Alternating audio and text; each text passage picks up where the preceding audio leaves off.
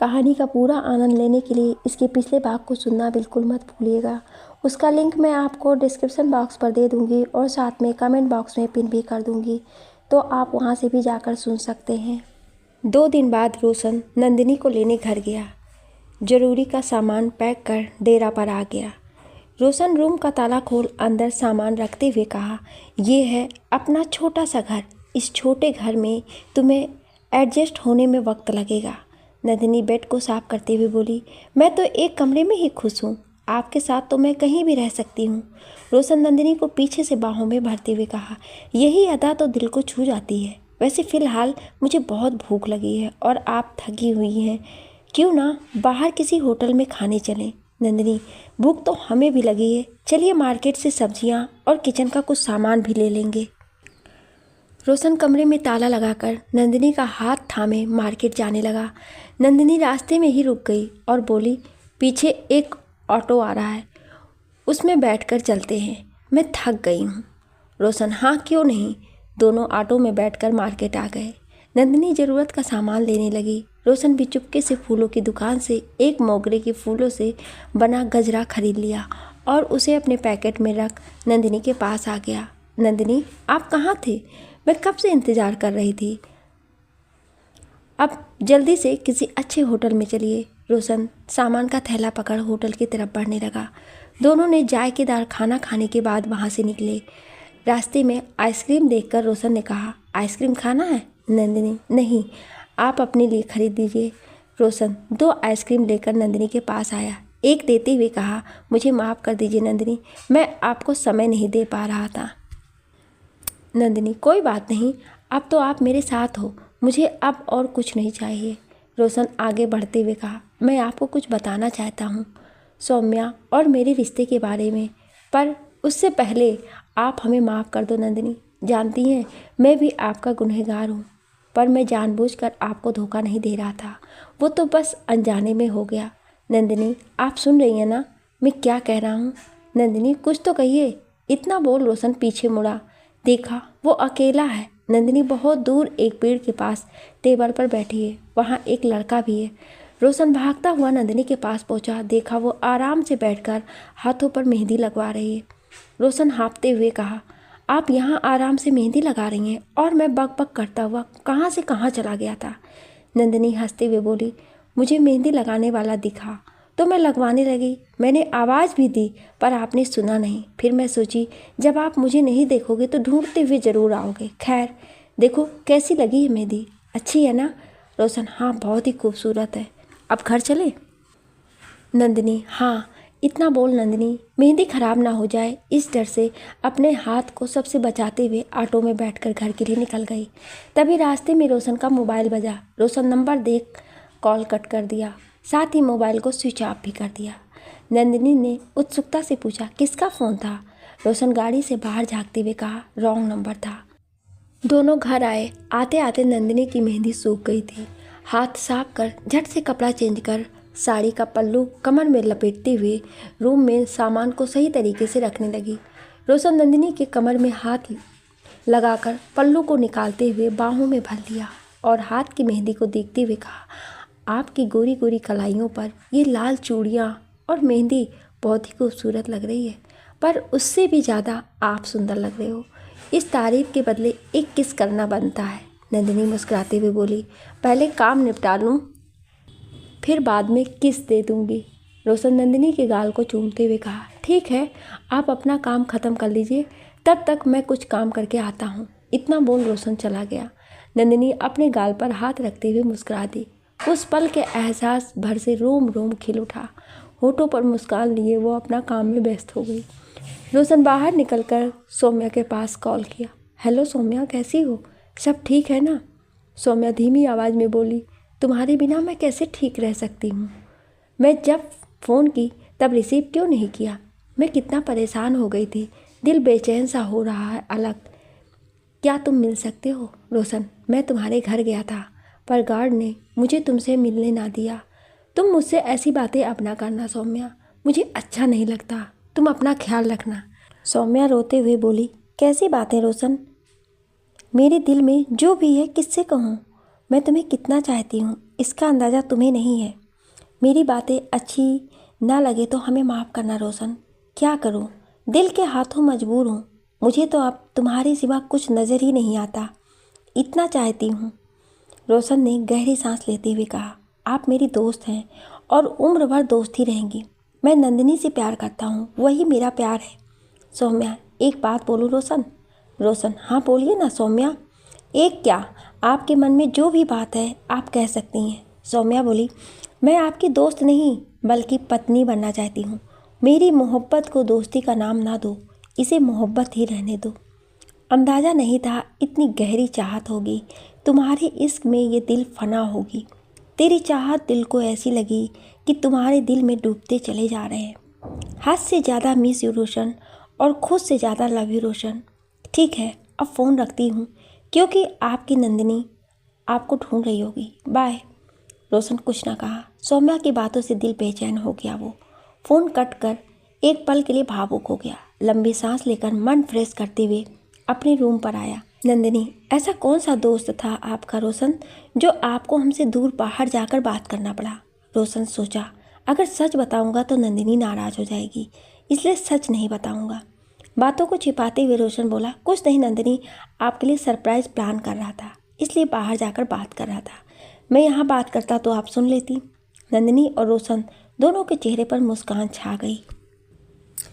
रोशन, नंदिनी मुझे बहुत बहुत भूख लगी है, आप खाना निकाल दीजिए और हाँ पैकिंग भी कर लीजिए। हम दोनों वैष्णो देवी चल रहे हैं, 2 दिन बाद टिकट है। नंदिनी, पर आपने तो पहले कुछ नहीं बताया, फिर अभी अचानक? रोशन, बस समझ लीजिए नंदिनी कि माता रानी हम दोनों को बुला रही हैं दर्शन देने को। नंदिनी, आपने कब टिकट बुक कराया ये नहीं पूछेंगे, पर इतना ज़रूर जानना चाहेंगे कि क्या सिर्फ हम दोनों ही जा रहे हैं? रोशन, हाँ। नंदिनी, ठीक है पैकिंग कर लेते हैं। कुछ दिन बाद दोनों वैष्णो देवी के लिए निकल गए। ट्रेन का सफ़र ख़त्म हुआ। श्रीनगर से जब बस में बैठे तो नंदिनी तो मानो प्रकृति को देखकर मंत्रमुग्ध हो रही थी। उत्साहित होकर बोली, रोशन देखिए ना कितना खूबसूरत नज़ारा है। ऊंचे ऊंचे पहाड़, उनकी चोटियों को छूते हुए बादल और लंबे लंबे पेड़ जो पर्वत से बाजी लगा रही है कि ऊंचा कौन है। पहाड़ पर खेती के खूबसूरत नज़ारे जो लग रहा था किसी ने पेंटिंग किया हो। रोशन, आपको अच्छा लगा तो समझिए कि मुझे आपका यहाँ लाना सार्थक हो गया। आपको खुश देखकर मुझे भी खुशी हुई। आप आनंद लीजिए इन खूबसूरत नज़ारों का, तब तक हम सो लेते हैं। इतना बोल रोशन नंदिनी के कंधे पर सर रखकर सो गया। नंदिनी बस खिड़की से खूबसूरत नज़ारे का लुत्फ उठा रही थी। बीच बीच में ना जाने कितने फ़ोटो खींचकर मोबाइल में और एक चुपके से अपनी सेल्फी भी ले ली। सेल्फी बहुत खूबसूरत था और खूबसूरत हो भी क्यों ना, इतने प्यार से जो सोया था रोशन नंदिनी के कंधे पर। कुछ घंटों बाद वैष्णो देवी पहुँचे। रोशन भी तब तक जाग गया था। बस से उतरकर लगेज लेकर आगे बढ़ने लगा। नंदिनी रोशन का हाथ पकड़कर कदम से कदम मिलाकर आगे बढ़ रही थी। कुछ दूर जाने पर रोशन एक होटल बुक किया। उसी में दोनों सामान अलग रख कर बेड पर लेट गए। थके होने के कारण दोनों सो गए। नंदिनी का जब नींद पूरा हुआ तो देखा रात के 11 बज रहे हैं। नंदिनी, रोशन उठिए ना, बहुत जोर से मुझे भूख लगी है। रोशन नींद में कहा, भूख लगी है तो कुछ बनाकर खा लो और मेरे लिए भी बना देना, हमें भी भूख लगी है। और हाँ, जाने से पहले एक किस कर दें हमें। नंदिनी, उठिए रोशन, ये हमारा घर नहीं होटल है, चलिए बाहर कुछ खा कर आते हैं, फिर सारा होटल बंद हो जाएगा। रोशन हड़बड़ा कर उठा, पैर लड़खड़ाया और वो नंदिनी पे गिर गया। नंदिनी, मुझे तो चोट लग गई। ओ माँ, देख कर नहीं उठ सकते थे आप? रोशन नंदिनी को किस करते हुए कहा, पर हमें तो अच्छा लगा, कसम से मज़ा आ गया। इतना बोल रोशन गाना गाने लगता है, तेरे मस्त मस्त 2 नैन मेरे दिल का ले गए चैन, मेरे दिल का ले गए चैन, तेरे मस्त मस्त 2 नैन। नंदिनी, मुझे चोट लगी है और आपको रोमांच सूझ रहा है। एक तो भूख भी लगी है जोरों से, जल्दी से हमें खाना खिलाएं नहीं तो हम आपको खा जाएंगे। रोशन, तो किसने रोका है मेरी जान? वैसे मुझे खाने पर कैसा टेस्ट लगेगा आपको पहले सोचता हूँ। एक काम करो, आप खा जाओ, पर मैं आज तो नहाया भी नहीं, अच्छा नहीं लगूंगा खाने में। नंदिनी, अब चुप रहिए रोशन, बिल्कुल चुप, और हटिए मेरे ऊपर से, चलिए कुछ खाने। रोशन, आपका हुक्म सर आंखों पर मेरी नंदू। नंदिनी और रोशन दोनों होटल में खाने के बाद कुछ मार्केटिंग की, फिर रूम में आकर आराम करने लगे। सुबह उठकर वैष्णो देवी पर चढ़ाई जो करनी थी। सुबह के 4 बजे दोनों उठे। नंदिनी नहाकर पीले रंग के सूट, हाथों में चूड़ा, माथे पर छोटी सी बिंदी लगाकर तैयार हो गई। रोशन भी नीले रंग का कुर्ता, वाइट कलर का पजामा पहनकर तैयार हो गया। दोनों आगे की यात्रा के लिए निकल गए। आधा सीढ़ी चढ़ने के बाद नंदिनी के पैरों में दर्द होने लगा। नंदिनी, रोशन अब मुझसे ऊपर चढ़ा नहीं जा रहा है। रोशन, मेरा हाथ पकड़कर चलिए, देखिए कितनी खूबसूरत इन पहाड़ों पर बादलों के नज़ारे हैं। नंदिनी, हाँ, इस जगह के बहुत ही खूबसूरत नज़ारे हैं, जितनी तारीफ करो कम है, पर फिर पैर दर्द कर रहे हैं, थोड़ा देर आराम कर लेते हैं फिर आगे बढ़ेंगे। रोशन, ठीक है, आप आराम करो, तब तक हम घर पर बात कर लेते हैं। रोशन, हेलो सुजाता, कैसी हो? घर पर सब ठीक है ना? और माँ ठीक है ना? सुजाता, हाँ भाई, सब ठीक है, आप चिंता ना करो, आप बस अपना और भाभी का ख्याल रखना, यहाँ पर हम देख लेंगे। रोशन, क्यों, कुछ हुआ है क्या? कुछ हुआ है तो बताओ, कोई प्रॉब्लम नहीं है ना? सुजाता, वो भैया सौम्या आई थी, वो आपके डेरा पर भी गई थी, पर वहाँ आप नहीं थे तो आपको ढूंढते ढूंढते घर पर भी आ गई।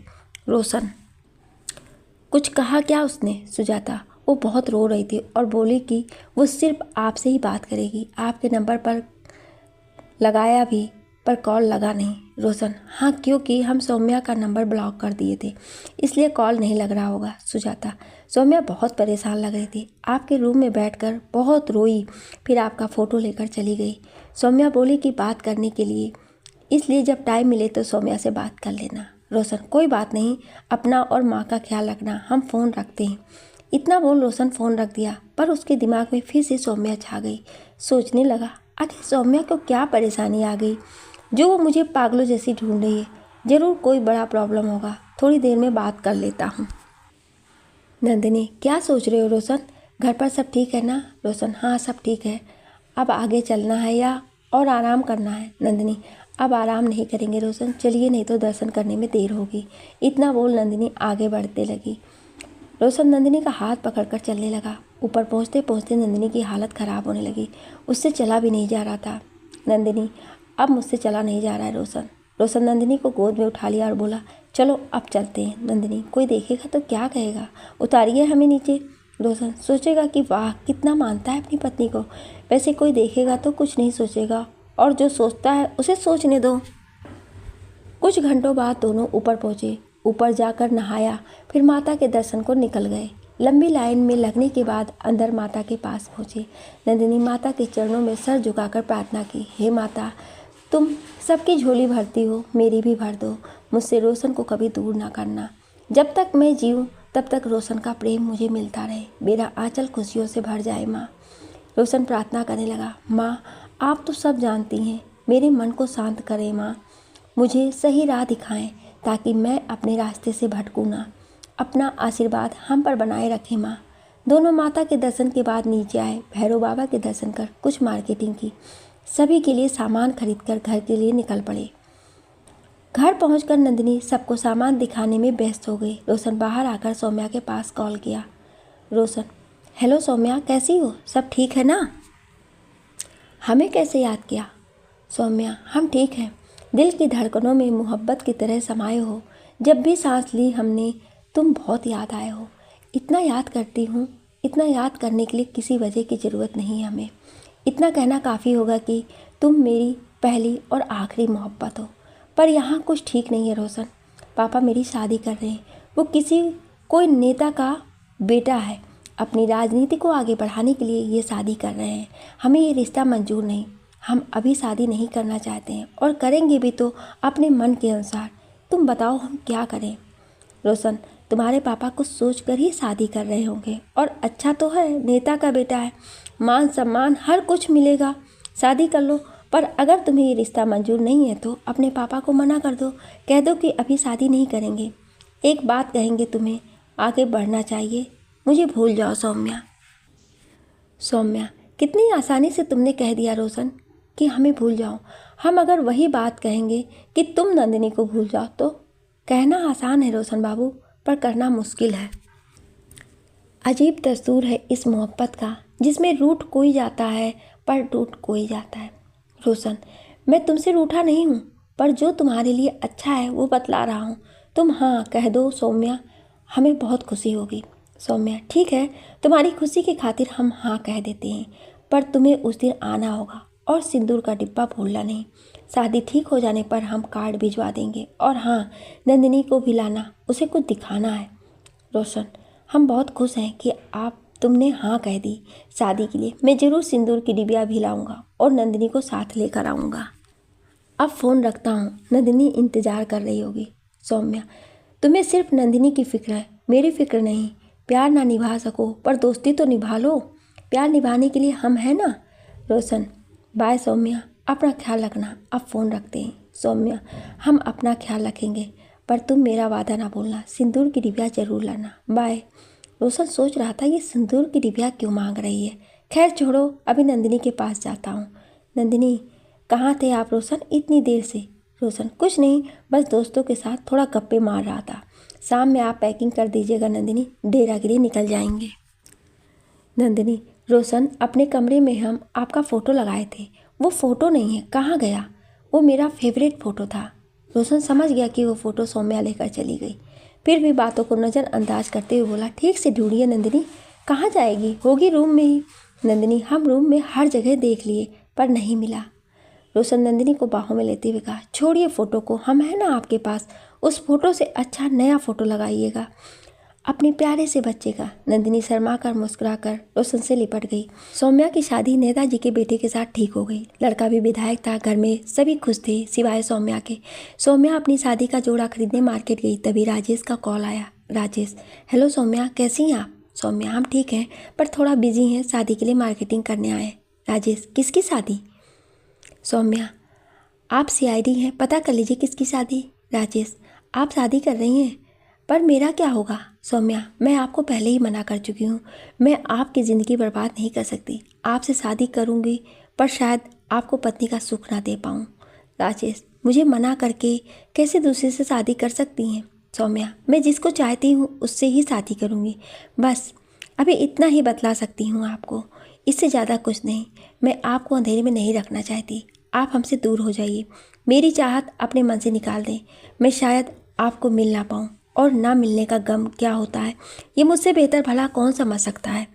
आप बहुत अच्छे इंसान हैं, अच्छी जॉब भी है, ईश्वर से प्रार्थना करेंगे कि आपको बहुत ही प्यारी दुल्हन मिले।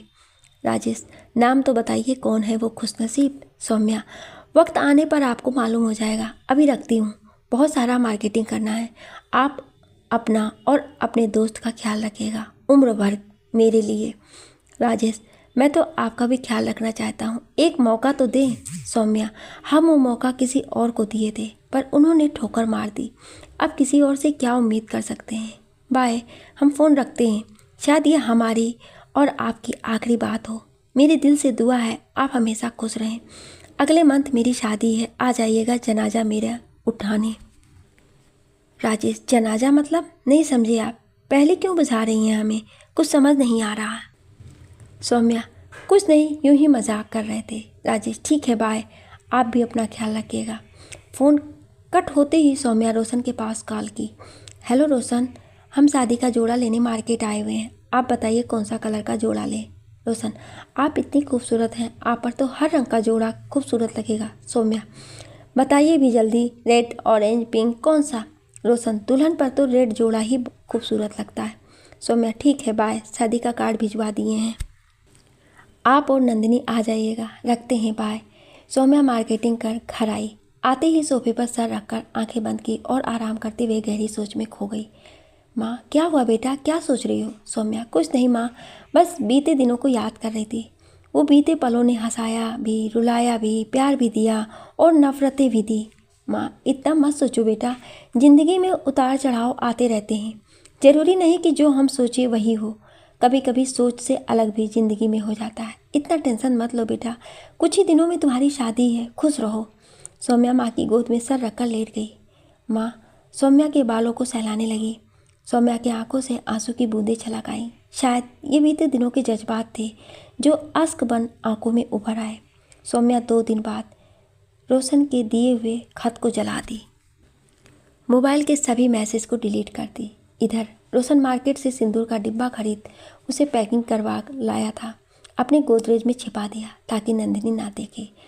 नंदिनी रोशन को कुछ छिपाते हुए देख ली पर कुछ ना बोली, अपने काम में व्यस्त हो गई। रात का खाना खाने के बाद नंदिनी कुछ बुक लेकर बेड पर लेटकर पढ़ने लगी। बुक से रोशन का दिया हुआ पुराना खत निकल आया। नंदिनी वो खत पढ़कर मुस्कुरा दी। सोचने लगी बीते वक्त कितने खूबसूरत थे। आजकल की मोबाइल की दुनिया में भी खत हम दोनों को करीब लाया।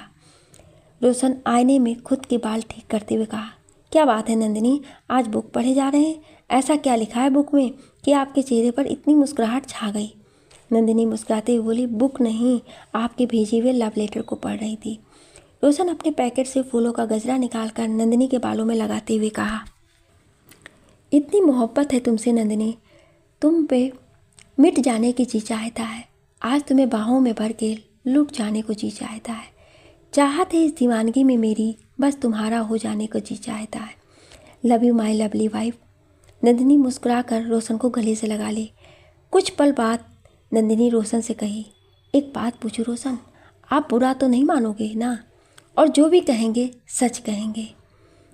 रोशन बेड पर लेटते हुए कहा, नहीं, बिल्कुल बुरा नहीं मानूंगा। जो पूछना है पूछ सकते हो आप। नंदिनी रोशन का हाथ अपने हाथों में लेते हुए बोली, क्या आप सच में सौम्या को पसंद करते हैं? रोशन, हाँ, पहले वो अच्छी नहीं लगती थी पर पता नहीं कैसे मैं उसकी तरफ खींचता चला गया। सौम्या के पापा ने बतलाया कि वो बहुत बीमार है, शायद कुछ ही दिनों की मेहमान है। मैं भावुक हो गया और सौम्या की तरफ धीरे धीरे जाते जाते कुछ ज़्यादा ही करीब चला गया।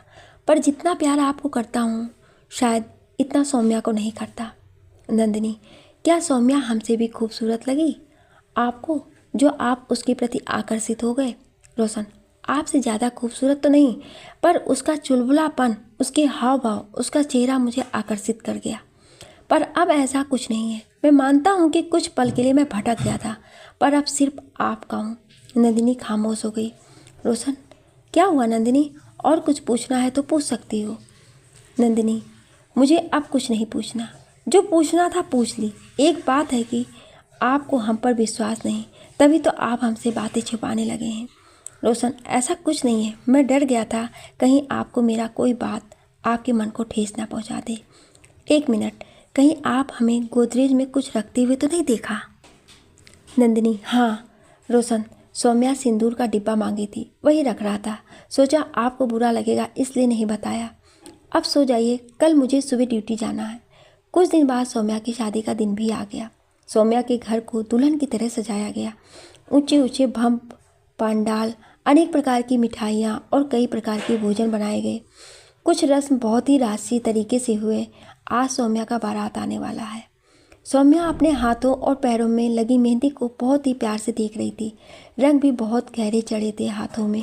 सौम्या शादी के जोड़े में बहुत ही प्यारी लग रही थी। गोरे मुखड़े पर काजल, बिंदी, टीका चमक रहे थे। सर पर लाल चुन्नी, उसके नीचे फूलों का गजरा महक रहे थे।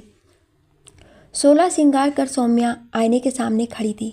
मन से रोशन को याद कर रही थी। काश रोशन तुम अभी मेरे पास होते, तुम्हें जी भर कर देखने को जी चाह रहा है। सौम्या सोचने लगी, क्यों ना एक कॉल करूं रोशन को। सौम्या, हेलो रोशन, कहाँ हो? रोशन, निकल गया हूँ, बस रास्ते में हूँ, कुछ घंटे में आ जाऊँगा। सौम्या, मैं बहुत देर से इंतज़ार कर रहा हूँ रोशन, जल्दी आओ। रोशन, बहुत जल्द आ रहा हूँ, बाय। सौम्या की माँ कमरे में आती है और सौम्या से कहती है, बेटा चलो, बारात आ गया है, तुम भी थोड़ा देख लो। सौम्या, नहीं माँ, मैं नहीं देखने जाऊँगी, मेरी तबीयत कुछ ठीक नहीं लग रहा है, मैं यहीं आराम करती हूँ। माँ, कुछ देर बाद जयमाला होगा, उसकी तैयारी कर देती हूँ। इतना बोल माँ जयमाला की तैयारी में लग गई। सौम्या, माँ एक गिलास पानी किसी नौकर को कहकर भिजवा दें, हमें दवा खानी है। माँ, किस चीज़ की दवा? सौम्या माँ के गले से लिपटते हुए बोली, ऊपर जाने की दवा। अरे माँ, मजाक कर रही हूँ, सर दर्द कर रहा है इसलिए सोचे कि दवा खा लेते हैं, आराम मिल जाएगा। माँ, बिल्कुल पागल हो, कैसी कैसी बातें करती हो, मुझे तो डरा ही दिया तुमने। ठीक है, अभी भिजवाते हैं। सौम्या माँ के गालों को चूमते हुए बोली, माँ आप बहुत ही प्यारी हो, आप जैसी माँ सबको मिले, लव यू माँ। सौम्या दवा खाकर सोफे पर बैठ गई। कुछ पल बाद सौम्या की कजिन सौम्या को जयमाला के लिए लेने आई। देखा सौम्या आराम से सोफे पर बैठी है। सभी सौम्या को छेड़ते हुए बोली, क्यों दीदी, क्या कर रही हो? शादी के पहले आराम कर रही हो? अच्छी बात है, चलो स्टेज पर जीजाजी बैठ गए हैं। मासी बोली आपको जयमाला पर ले जाने के लिए। सौम्या, एक सेकंड रुको, हम वॉशरूम से आते हैं। वॉशरूम में जाते ही सौम्या को उल्टी होने लगी। फ्रेश होकर सौम्या अपनी बहन के पास आई और बोली, चलो। आगे आगे उनकी बहन फूल की वर्षा करती गई और सौम्या पीछे से फूलों की चांदनी में आगे बढ़ती गई। लग रहा था जैसे कोई परी फूलों के रास्ते पर चल रही हो, पर सौम्या के कदम लड़खड़ा रहे थे। तभी एक बहन ने पूछा, क्या हुआ दीदी? सौम्या, कुछ नहीं, लहंगा फंस रहा है इसलिए ऐसा हुआ। सौम्या स्टेज पर गई। दूल्हा हाथ पकड़कर जयमाला कुर्सी के पास लेकर आया। सौम्या दूल्हे को टीका लगाई। टीका लगाते ही सौम्या स्टेज पर ही गिर गई। तभी रोशन भी आ गया। जब देखा सौम्या स्टेज पर गिर गई है, रोशन दौड़ता हुआ स्टेज पर चढ़ गया और सौम्या को उठाने लगा। चारों तरफ से हल्ला होने लगा, अरे कोई डॉक्टर को बुलाओ, नहीं इसे अस्पताल लेकर जाओ। क्या हुआ सौम्या को? सौम्या के पापा भी दौड़कर स्टेज पर आ गए। रोशन झट से सौम्या को गोद में उठाकर हॉल में सोफे पर लिटा दिया। सौम्या के हथेली को सहलाने लगा।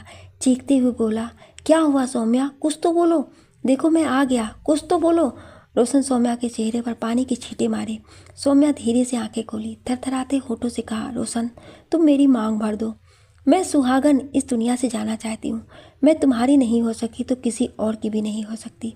तुम मेरा प्यार थे और रहोगे भी। हम तुमसे सच्चा प्यार किए थे रोशन, तुम्हारे सिवा कोई नहीं छू सकता है। मेरी मांग भरकर अपनी बाहों में समेट लो रोशन। मेरे पास वक्त नहीं है, मैंने जहर खा लिया है। रोशन, तुम्हें कुछ नहीं होगा। इतना बोल रोशन फूट फूट कर रोने लगा। सौम्या, मेरे पास वक्त कम है रोशन, मेरी ज़िंदगी में ये सिंदूर भरो मेरी मांग में, मेरी आखिरी इच्छा पूरी कर दो रोशन। बोलते बोलते सौम्या के मुंह से ढेर सारा झाग निकलने लगा। सौम्या के पापा कभी सौम्या के पास आते तो कभी नौकरों को पर गुस्साते। जल्दी से कोई डॉक्टर बुलाओ। नौकर डॉक्टर को फ़ोन कर दिए, साहब आ रहे हैं। रोशन सौम्या को देख जैसे सब कुछ भूल गया। वो नंदिनी को बहुत ही मजबूर निगाहों से देखता है। नंदिनी हाँ में सिर हिला दी। जैसे ही रोशन सौम्या की मांग में सिंदूर डालता है, सौम्या सबको अलविदा कहकर इस दुनिया से चली गई। रोशन सौम्या को बाहों में भरकर जोर जोर से चिल्लाता है, फूट फूट कर रोते हुए। कभी वो नंदिनी को देखता है तो कभी सौम्या को, कभी पागलों सा सौम्या के चेहरे को चूमता है। रोते हुए जब रोशन सौम्या के हाथों को पलटता है तो हाथों पे लिखा था, अगले जन्म तुम मेरे हो रोशन, मुझे कभी ना भूलना। रोशन चीखते हुए कहता है, लव यू सौम्या, मैं कभी नहीं भूल सकता हूँ तुम्हें और तुम्हारे प्यार को। हमें माफ़ करना सौम्या, हमें माफ़ करना। जब सौम्या के पापा सौम्या को जैसे ही छूना चाहे, रोशन धक्का देकर गिरा देता है और रोते हुए कहता है, सौम्या के इस हालत की जिम्मेदार आप हो। आपको छूने का अधिकार नहीं है। आपको तो बेटी से ज़्यादा राजनीतिक प्यारी थी। दूर हटो मेरी सौम्या से। माँ जैसे सन्न रह गई। उन्हें तो अपनी आंखों पर विश्वास ही नहीं हो रहा था कि उनकी लाडली बिटिया जो अभी गले से लिपट रही थी वो छोड़कर बहुत दूर चली गई। नंदिनी कभी माँ को तो कभी रोशन को संभालने में लगी थी। किसे पता था इस प्रेम का अंत ऐसा होगा। सौम्या नंदिनी और रोशन की ज़िंदगी से हमेशा हमेशा के लिए बहुत दूर चली जाएगी। जाते जाते अपने पापा को भी सबक दे जाएगी और ना जाने कितने अनगिनत सवाल अपने साथ लेकर चली जाएगी। इस इश्क एक छलावा में तो छल कहीं ना कहीं सौम्या के साथ हुआ। दिल की गहराइयों से चाहा था जिसे, कहाँ पता था उनके इश्क में फना हो जाएंगे। इश्क तो किए थे अपने दिल की गहराइयों से, पर ये तो इश्क होकर भी एक छलावा निकला। आप सभी लोगों का इस कहानी को इतना प्यार देने के लिए बहुत बहुत धन्यवाद। लिखने और बोलने में कोई त्रुटि हुई हो उसके लिए क्षमा प्रार्थी हूँ। आपको ये कहानी कैसी लगी हमें कमेंट करके ज़रूर बताएं और ऐसी इंटरेस्टिंग कहानियाँ सुनने के लिए हमारे चैनल को सब्सक्राइब जरूर करें। Thank you.